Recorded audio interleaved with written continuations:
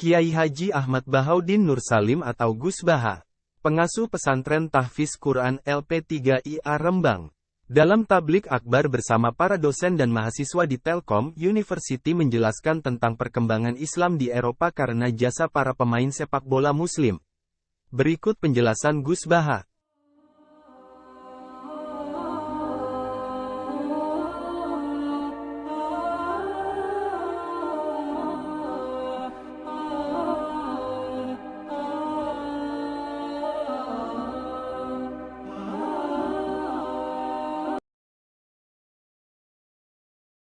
Zainuddin kena bahasa Prancis jadi Zinedine Zidane. Itu dulu imigran dari Aljazair itu dibenci sama orang Prancis. Tapi setelah yang membawa Prancis juara itu adalah seorang Zidane. Itu terus mereka agak benci Islam karena yang membawa kebanggaan Prancis juara dunia. Apalagi kalau nggak salah pas itu ada 3 pemain Muslim Prancis. Orang ngira orang Prancis tidak benci Islam kan nunggu toleransi beragama lewat buku-buku toleran. Ternyata enggak karena pemain bola aja Pak. Kalau mau mengendaki sampai jurnal-jurnal di Prancis setelah juara dunia siapa bisa membenci orang Aljazair? Mereka harga kita, mereka martabat kita.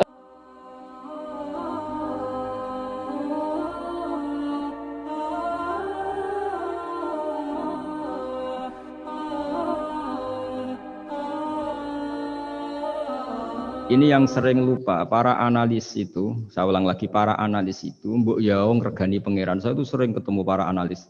Sering saya ingatkan, mbok ya kamu itu ngregani Allah. Allah itu punya hak untuk kreasi, punya hak untuk ngatur, punya hak untuk menentukan. Kita misalnya begini, kadang berpikir, orang neo khawarij tadi itu bisa enggak ekstrim kalau bacanya buku ini atau ngikuti pikirannya tokoh ini, itu kita. Tapi kalau Allah itu enggak. Saya beberapa kali ada kejadian orang begitu benci misalnya sama Muhammadiyah atau benci sama NU atau benci apa. Itu marine mergo anaknya pacaran terus nikah. Mulane corong Jawa gedeng tapi nyanding. Itu dulu banyak kiai yang benci Muhammadiyah. Barang anaknya besanan ya baik-baik saja. Karena nanti cucunya jadi Muhammad NU. itu buahnya ada 1-2 itu.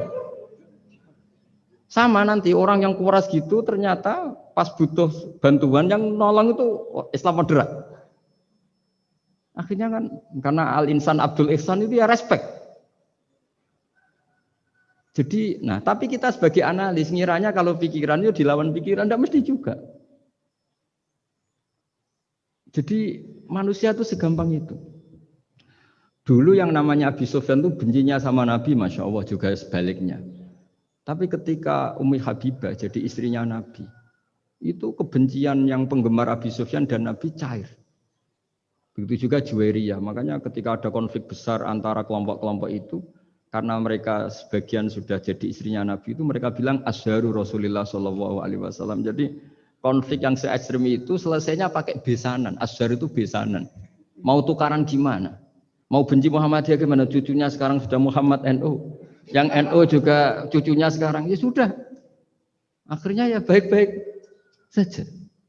Jadi tidak udah ada solusinya. Kalau Allah sudah menghendaki nanti gampang saja.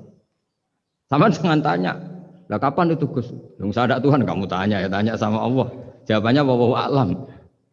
Tapi saya mohon para analis ya, jangan corong Jawa ojo ngilani pangeran. Tuhan itu diberi hak untuk menyelesaikan. Karena banyak yang di luar dugaan.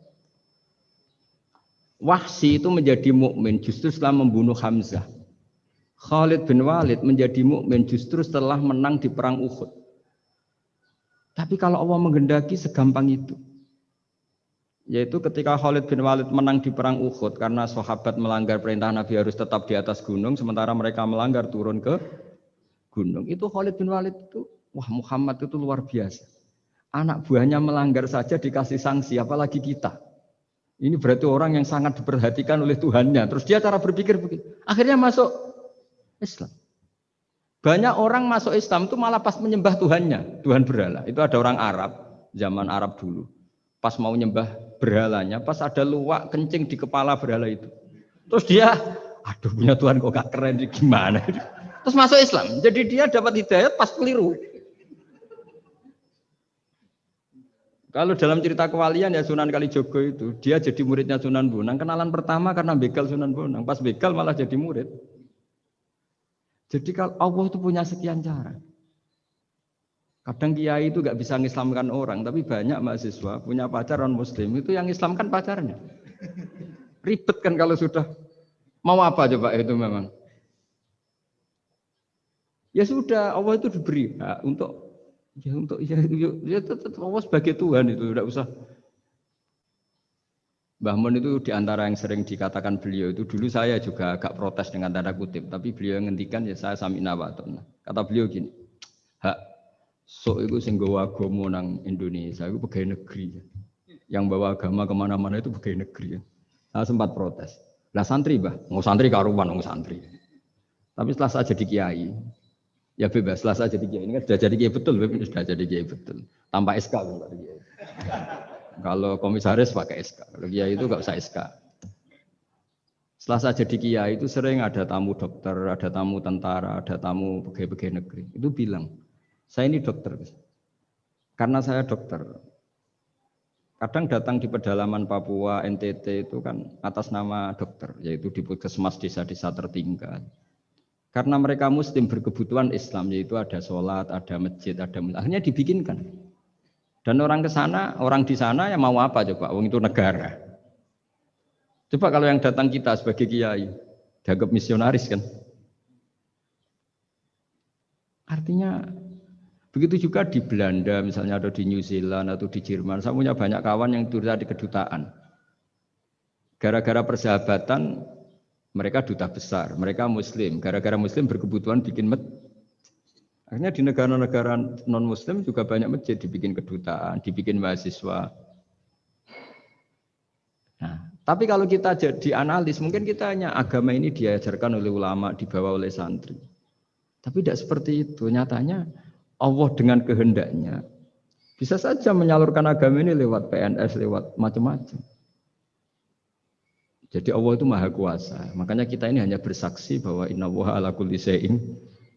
Nah kita sebagai kiai memang bantu mengenalkan ahkam fikihnya yang detail-detail itu. Tapi kalau yang menyebarkan Islam itu Allah punya cara. Saya kemarin pas ketemu Habib Quraisy di antara yang diceritakan itu. Orang Inggris itu kadang kenal Islam itu ya lewat Muhammad Salah itu pemain bola itu. Karena mereka tidak ingin ngamati kiai, yang ingin diamati pemain bola. Jadi pertama itu orang Prancis itu tidak benci Islam itu gara-gara Zainuddin Yazid Zidane itu. Zizou itu loh. Itu namanya Zainuddin Yazid.